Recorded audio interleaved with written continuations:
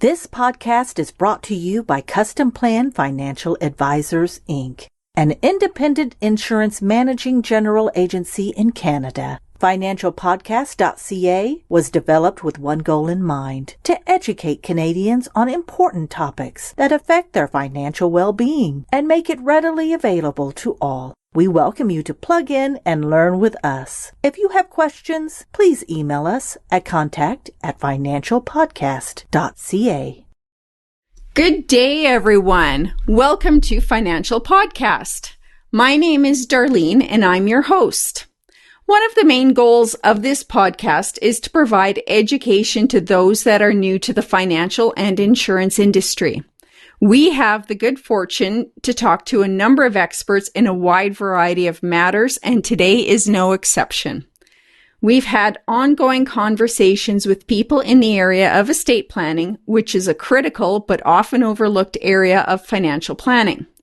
And part of the reason for that is that many people aren't as financially literate as they could be. And this is where today's guest comes in. Alphil Guilaran is a co-founder and the executive director of Financial Literacy Counsel Inc. FLC has been in business for over 20 years, helping thousands of people along the way. FLC is also the winner of the 2020 Wealth Professional IFSC Financial Literacy Champion of the Year Award, which recognizes the contribution FLC has made to increase the financial literacy of Canadians. Welcome, Alphil, to the show today, and thank you for being here. Darlene, thank you for the opportunity to be on your podcast today to inspire and encourage your listeners. Well, it's going to be a really interesting podcast. You have a lot of great information to share.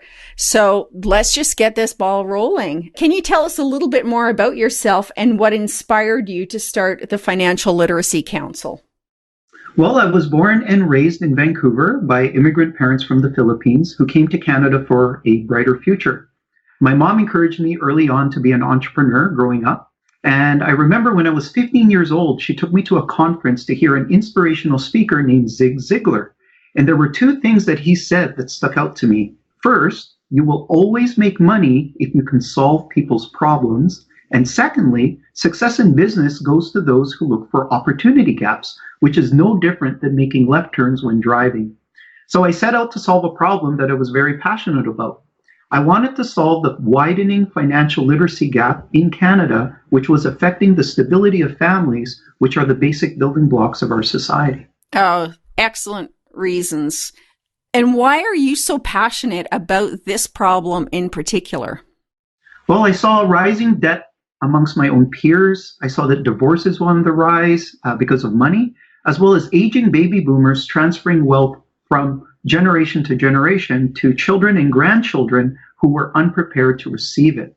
And based on the business and economic courses that I took throughout university, it blew my mind that there was nothing in the curriculum about managing personal finances. And that's prevalent today, I think, even still. But let's go back a bit, and can you tell us, how did it all begin? Well, shortly after graduating university, I was introduced to someone named Bobby Ning, who would later become my business partner. And he too was looking for ways to increase financial awareness and increase financial literacy rates. So we co-founded the Financial Literacy Council back in 1999 on the campus of Simon Fraser University. And I learned the importance of, if you want to go fast, go alone. If you want to go far, build a team and go together. And this was an African proverb that I learned early on. Wisdom in that. Mm-hmm. So what is the Financial Literacy Council all about, and who do you serve? So the Financial Literacy Council is all about helping people and communities move forward by combining the power of financial education as well as financial planning. So our company's vision is to build a financially literate world of stronger families and communities. And so our team of financial advisors and staff provide truly integrated financial planning and education. Now, in terms of who we serve, our clients include professionals, families, corporations, associations, government institutions, as well as business owners and their family offices. So can you tell us what is financial literacy and why is it important? Financial literacy is having the knowledge, skills, and confidence to make wise financial choices based on your current reality and circumstances. And I believe it's important for two reasons. The first one is it's a set of life skills and habits that need to be developed throughout your lifetime in order to move forward and reach your goals. And because every important life decision has an impact on money. Secondly, it's important because money choices impact generations. So the financial choices you and I make today not only impact our lives, but it also has the ability to impact the lives of our children and our grandchildren. So in looking through your website, it looks like you take a holistic view of estate planning. So you make multi-generational plans. Can you tell us what is involved to make that work? So for us, it's a three-step process, and that's what's involved in making these multi-generational plans. And it all begins with creating and updating an integrated financial plan for a client. And estate planning needs to be a part of that comprehensive integrated plan because it needs to go beyond just your client's lifetime. So it's a plan that combines tax, estate, insurance, investment, retirement, as well as philanthropic planning. And really, it's a financial plan that's built on communication about how wealth is generational. Secondly, we use the plan to start the estate planning discussion. So as you journey with your client as a trusted advisor, you've gone through ups and downs in life, you've seen them through storms, you've seen them on the mountaintops. The financial plan will help you ask sensitive questions related to death, legacy, money, as well as the values your client wants to pass on to future generations. So we believe that a truly integrated financial plan is the single most valuable tool in starting the estate planning conversation. And then the third step of this process is creating safe spaces in engaging the next generation.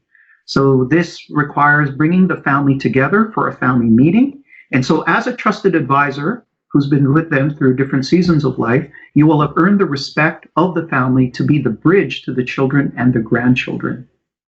Wow, those are excellent points and steps, and they definitely have a sound value to your clients. You talked a little bit before about a family office. Can you tell us what is a family office and how does it relate to estate planning? Well, family offices date back to the 6th century when royal families entrusted a steward to oversee and manage their wealth, as well as train their heirs and beneficiaries so that the wealth would last for multiple generations. So in a nutshell, that's exactly what estate planning is all about. It's the continuity, preservation, and growth of wealth from generation to generation, and it's built on communication. And so in North America, the Rockefeller family popularized the concept of a family office. And over the past 2 decades, ultra-affluent families have been using family offices or establishing their own family office so that they can have greater control, communication, and coordination when it comes to financial, tax, legal, and philanthropic strategies. That's fascinating. Goes back to the 6th century. That's incredible. But can you tell us and elaborate on what an ultra-affluent families are and what is the net worth that you would need to start your own family office? Yeah, so the definition of ultra-affluent families are families with over $30 million of net worth. And so families who start their own family office, which is known as a single family office, will typically have a net worth of over $150 million. This means they hire their own staff of financial, investment, tax, and legal professionals to manage and run their single family office. Now, for families with less than $150 million of net worth, they will typically seek out a multi-family office. Now, multi-family offices have been growing in popularity throughout Canada, and they are professional service firms that serve the needs of more than one family. Wow, that's excellent. And what work do you do for the family office? Yeah, so Financial Literacy Council, we work with family offices from around the world to develop and deliver customized multi-year financial education programs.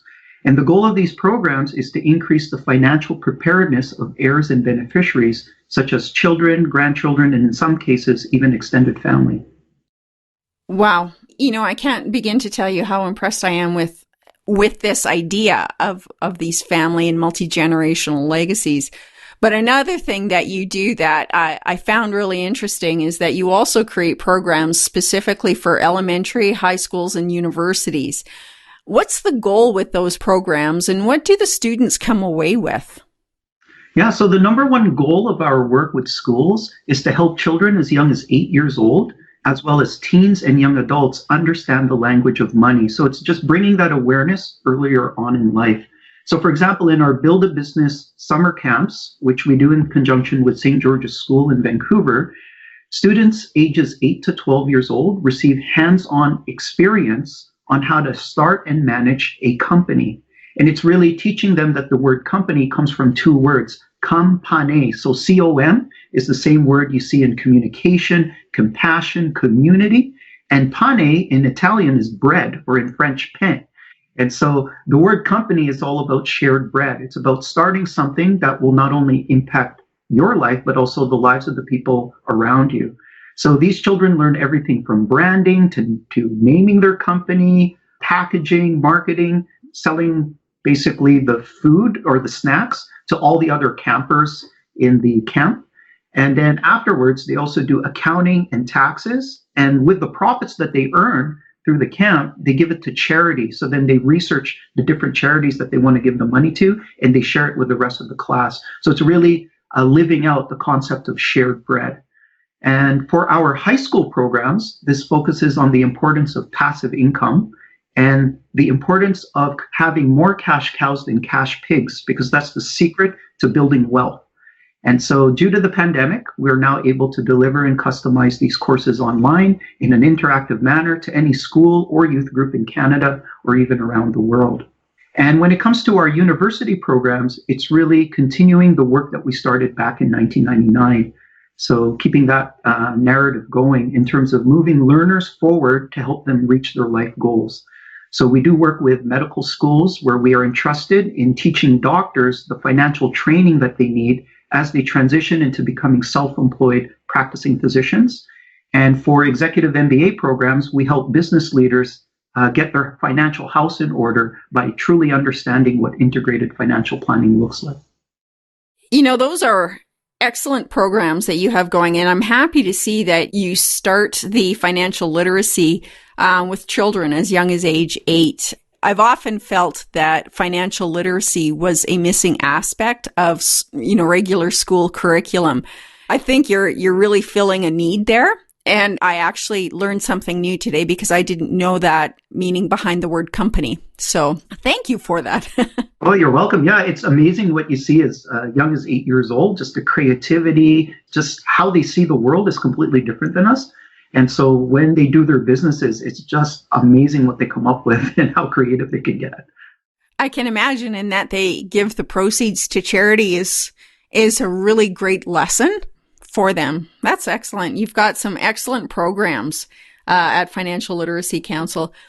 We're coming to the end of this, and I just want to know, you have so many valuable insights. Is there anything specific that you want to share with our audience? Any final thoughts?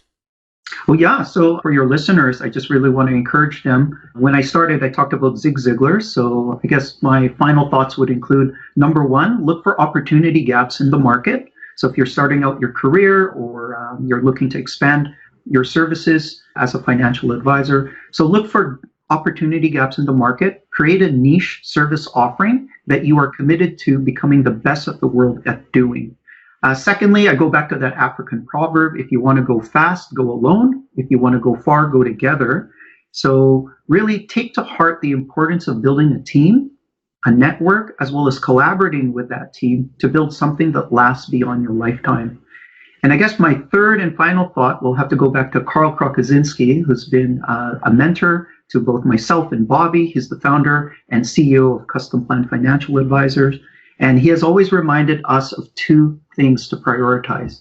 Number one, making MDRT, which is Million Dollar Roundtable, a goal that you will reach and that you will continually strive to achieve every single year until you become a lifetime qualifying member as a financial advisor. Because the Million Dollar Roundtable recognizes the best of the best in the financial industry, as well as it's all about going beyond yourself. So they really address what's called the whole person concept and making sure that your career will have a ripple effect in terms of a positive impact in the lives and communities of the people you serve. And the second thing he's always told us to prioritize is to be a student of the business, meaning no matter how successful you become, to remain teachable and always remain humble. Fantastic pieces of advice. Thank you so much, Alphil. And can you tell us, share with us how our listeners can get in touch with you for more information or to discuss anything further? Yeah, so my door is always open. You can email me at education@flci.ca. If you want to learn more about us, simply visit our website at flci.ca. If you want to call me, you can do that too, and that's 604-620-6630. Well, Alphil, thank you again for joining us today. I can't tell you how much I appreciate it, and I know I've learned a lot. You've given some valuable insights and advice to our listeners as they build their business. So thank you again for coming on the show. I'd also like to send a thanks out to Customplan Financial Advisors because they are actually the sponsors of this program, and I always appreciate that they are as well interested in sharing information with advisors. We will soon be we actually are on YouTube. We are on Twitter. We share our podcast through LinkedIn, and we have our website, financialpodcast.ca. So if you have any ideas for future shows, please share them with us. If you would like to be a guest or you know somebody who would like to be a guest, please send us an email at contact@financialpodcast.ca. Well, Alphil, I hope you have a great day. Thank you so much. Thank you. The views expressed here are those of the participants and not those of Customplan Financial Advisors Inc., its affiliates, or subsidiaries. This is not intended to serve as a complete analysis of every material fact regarding any company, industry, or security. This presentation may contain forward-looking statements. Investors are cautioned not to place undue reliance on such statements, as actual results could vary. This site and podcasts are for general information purposes only and does not constitute investment advice and is not intended as an endorsement of any specific investment product or service. Individual investors should consult with an investment professional about their personal situation. Past performance is not indicative of future results. If you are unsure about what is the best course of action for you in your financial planning, then we suggest you consult a fee-based independent financial advisor or get in touch with us to discuss your individual situation. Our phone number is 604-687-7773.